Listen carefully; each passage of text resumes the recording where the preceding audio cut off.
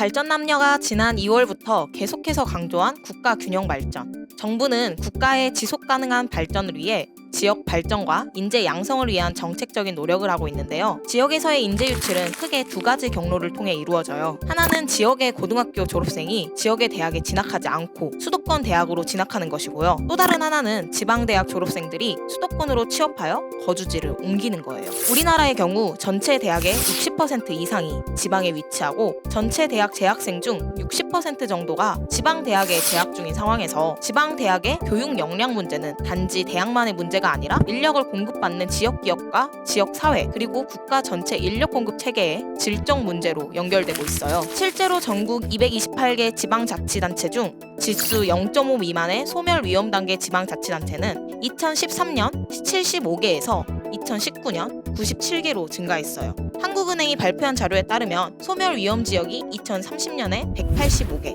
2040년에 217개로 늘어나 대다수의 지방자치단체가 소멸 위험 지역이 된다고 해요. 현재 대한민국은 이러한 문제점을 해결하기 위해 공기업 지역인재 전형, 공공기관 지방이전, 지역인재 장학금 등의 정책을 실시하고 있는데요. 지역의 소멸을 방지하고 인구 구조를 개선하는 데에는 20대 청년 인구의 지역 유입이 효과적인 방안이란 점에서 지역인재 전형을 지역 소멸과 함께 회자하고 있습니다. 하지만 현재 지역인재 의무 채용 제도는 찬반 논란이 거센데요. 실질적으로 영향을 받는 20대들 사이에 역차별이라는 목소리가 높아지고 있습니다.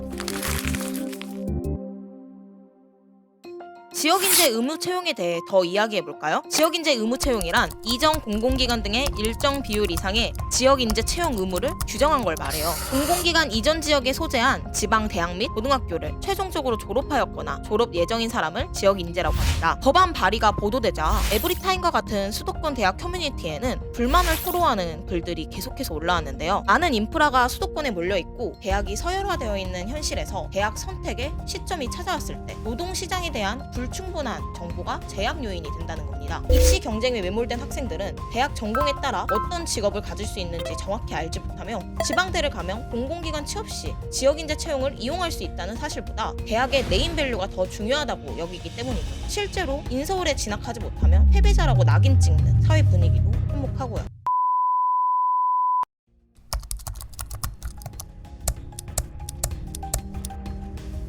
여기서 과잉금지 원칙이란 국민의 기본권을 제한함에 있어서 국가 작용의 한계를 명시한 것으로 목적의 정당성, 수단의 적합성, 피해의 최소성, 법익의 균형성을 의미합니다. 이 중 그 어느 하나에도 저촉이 되면 위헌이 된다는 헌법상의 원칙을 말합니다. 지역인재 채용제도는 균형 발전이라는 목적을 달성하고 공공기관의 지방 이전, 지방의 좋은 일자리 제공, 해당 지역 인재들의 좋은 일자리 취업 가능성 제고, 수도권으로의 유출 방지, 지방 대학의 지역의 우수인재 입학 가능성 증대, 우수인재 확보를 통한 지방 발전 및 국가균형 발전 실현의 선순환을 위한 수단이 적절하고 균형 발전이라는 공익이 침해되는 사익보다 더 크기 때문에 법익의 균형성 또한 충족합니다. 그러나 피해의 최소성에서 많은 청년들이 역차별이라는 문제점을 제기하고 있습니다. 그 지역에서 나고 자랐지만 대학만 서울로 온 학생은 지역인재가 아니냐는 의문은 계속 잇따르고 있습니다.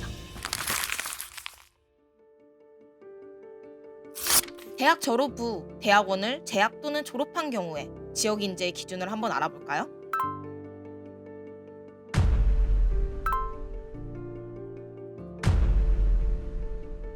어쨌든 대학원이 기준이 아니라 대학교가 기준이 된다는 건데 현재 우리나라의 경우 연도별 대학원생 추이는 50%를 상회하며 높은 진학률을 보이고 있어요. 대학과 지역 산업이 동시에 발전하기 위해서는 산업계의 요구에 부응하는 대학 교육은 물론 산학 협동을 통한 공동 연구 및 기술 개발이 이루어져 지역 경제가 활성화되어야 한다는 목소리가 높습니다. 그러나 연구 직렬을 제외하면 그 효과가 확실히 드러날 수 있을까요?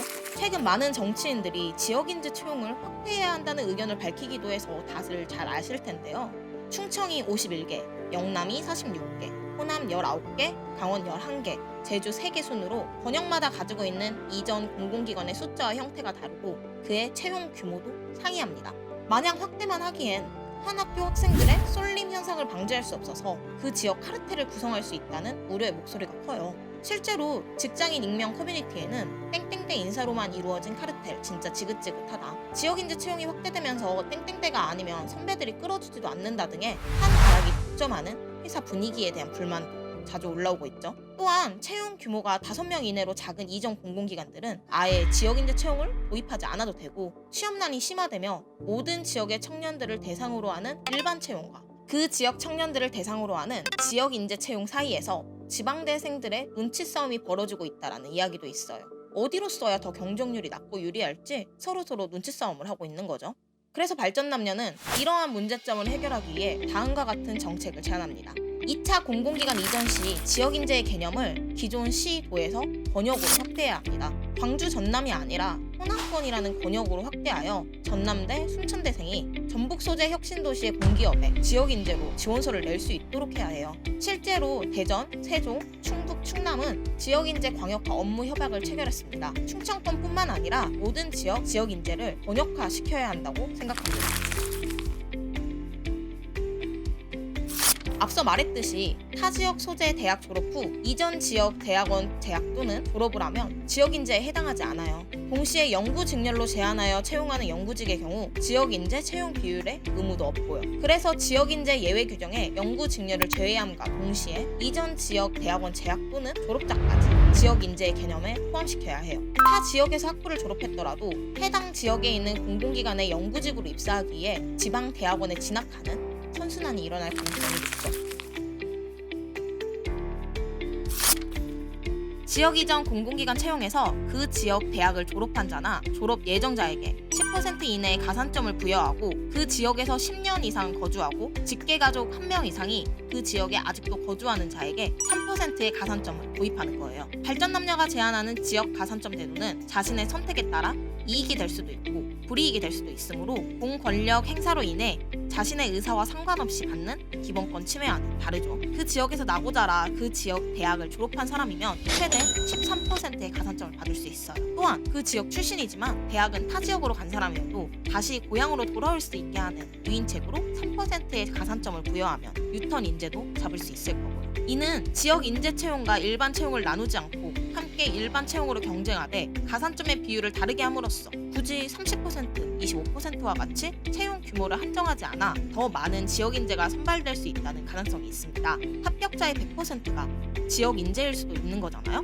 수도권 경제력 집중 형상이 억제되지 못하거나 혹은 그것이 더욱 심화된다고 하면 그것은 지방에서 수도권으로의 인재 유출을 가속화시키게 됩니다. 지역 균형 발전을 위해서는 지방대의 생존, 산업의 연계 이런 걸 먼저 이야기하기 전에 학생들이 여기서 살아야 하는, 살고 싶은 지방에 다시 돌아와야 하는 이유를 제시하는 거라고 생각해요. 기존에 있는 정책을 보완한 발전남녀의 새로운 제시안이 새로운 국가 균형 발전의 신호탄이 될 수 있다고 믿습니다. 내가 살아가고 살고 싶은 이 지역에 더 많은 나의 친구들이 살고 떠나간 친구들이 돌아올 수 있는 정책, 여러분의 생각은 어떤가요? 댓글로 많은 의견 남겨주세요.